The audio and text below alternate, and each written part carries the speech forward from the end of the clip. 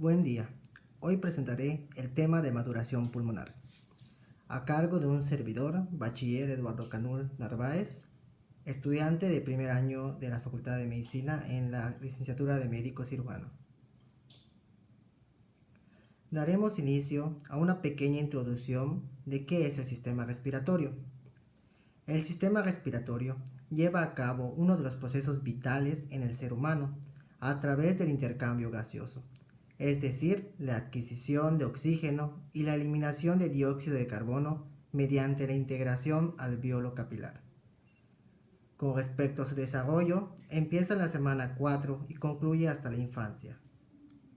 Morfológicamente, el sistema respiratorio está dividido en vías respiratorias altas constituidas por nariz, cavidad nasal, senos paranasales y faringe, y vías respiratorias bajas, laringe, tráquea, bronquios, bronquiolos y derivados. El aire ingresa por las fosas nasales hacia la faringe, comunicación de la cavidad bucal y con sus respectivas subdivisiones, para ingresar hacia la laringe, quien comunica la faringe y la tráquea, que es una de las siguientes estructuras del aparato respiratorio, siendo su principal constitución los anillos incompletos en la que la conforman, en su parte posterior lisa en comunicación con el esófago.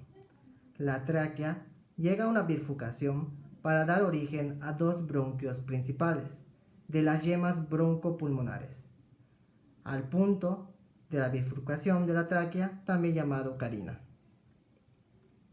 Ahora bien, las porciones que conforman los pulmones, órganos esponjosos y ligeros, esto debido a las funciones que realiza, cubiertos por pleura, parietal y visceral, y una cavidad, entre ellas la cavidad interpulmonar. Se encuentran las divisiones correspondientes a los bronquios principales, siendo asimétricos con el derecho más grueso y vertical. Estos se subdividen dando origen a los bronquios lobulares, de 3 y 2 respectivamente a los pulmones derecho e izquierdo, en relación a las fisuras de cada uno. Estos se ramifican dando origen en la semana 7 a los bronquios terciarios o segmentarios, de 8 a 10 respectivamente. De los segmentos broncopulmonares a la 24ª semana se realizará de 17 generaciones y después del nacimiento 7 más de ramas bronquiales y bronquiolos terminales para finalizar en bronquiolos respiratorios junto con sarcos alveolares. El origen de las estructuras es derivado del endodermo, originando el epitelio y las glándulas, y del mesodermo esplánico, dando origen a tejido conjuntivo, cartílago, músculo, y esto a partir de los bronquiolos lobulares. Dando como dato que los bronquiolos carecen de cartílago, sin embargo, se encuentran protegidos por estroma pulmonar. Las vías respiratorias bajas, derivadas del primodio respiratorio, evaginación del intestino anterior, dicho esbozo respiratorio se alarga en su porción cefálica, dando su origen a la tráquea, bronquios, bronquiolos y su porción caudal a los alveolos, en sacos alveolares tapizados por neumocitos tipo 1 y neumocitos tipo 2.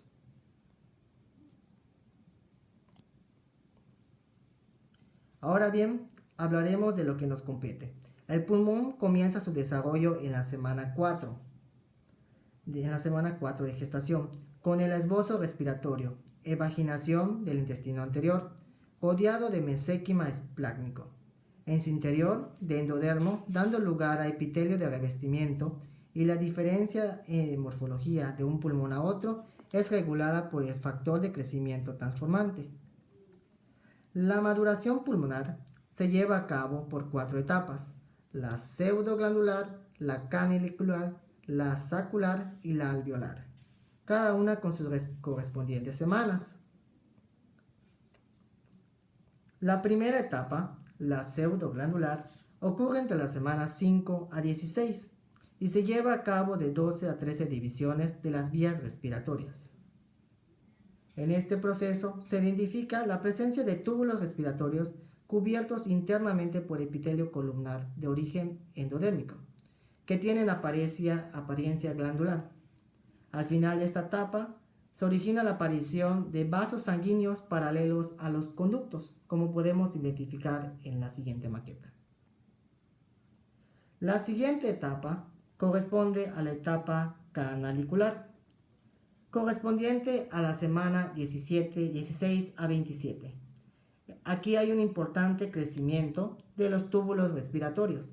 Se pueden observar bronquios y bronquiolos pulmonares, rodeados de mesénquima muy vascularizado. Hacia la semana 24 se dividen en 2 o más bronquiolos respiratorios, dando origen a algunos sáculos terminales o alvéolos primitivos. Los bronquiolos terminales, tapizados de células cúbicas precursoras de neumocitos,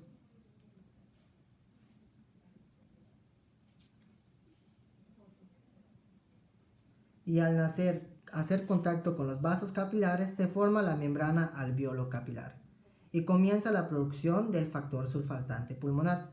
Al final de la etapa es un complejo de lípidos y proteínas capaz de producir significante la tensión superficial dentro de los alvéolos pulmonares, evitando que estos colapsen.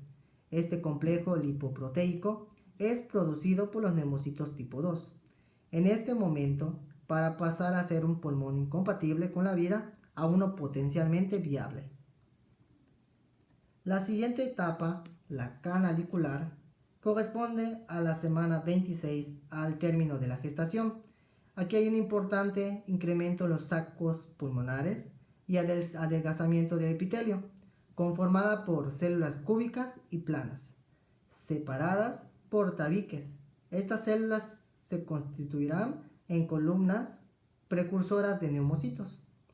Los primeros en diferenciarse son los neumocitos tipo 2, que se distinguen por sus cuerpos lamelares, que participan en la síntesis y secreción de factor surfactante pulmonar y que darán origen a los neumocitos tipo 1. Estos se adelgazan y participan en el desarrollo de la membrana alveolo-capilar, que permite el intercambio gaseoso conformada por el capilar, la célula endotelial y el mismo neumocito. Para concluir con la etapa alveolar o postnatal,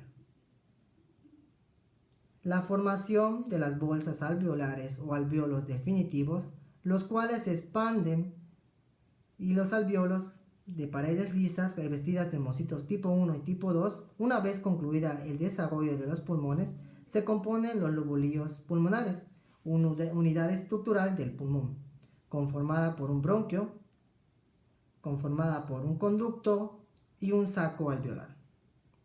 Los bronquiolos terminales se subdividen para formar los bronquiolos respiratorios, compuestos por células cúbicas alternando con células no ciliadas, también llamadas células de Clara o secretoras bronquiopulmonares, integradas por músculo liso, fibras elásticas de colágeno y reticulares.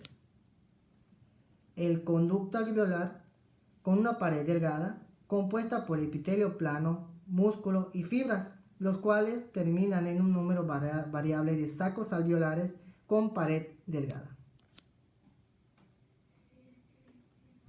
El alvéolo, fondo del saco terminal, con las ramificaciones bronquiales, una fina pared formada por ambos neumocitos, los tabiques interalveolares donde podemos encontrar dichas estructuras, así como células endoteliales e intersticiales.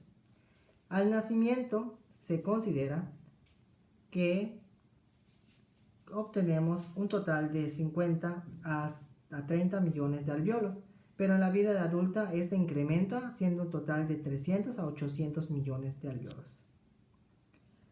La vía respiratoria se encuentra llena de líquido producido por las células epiteliales y líquido amniótico en los cuerpos lamelares.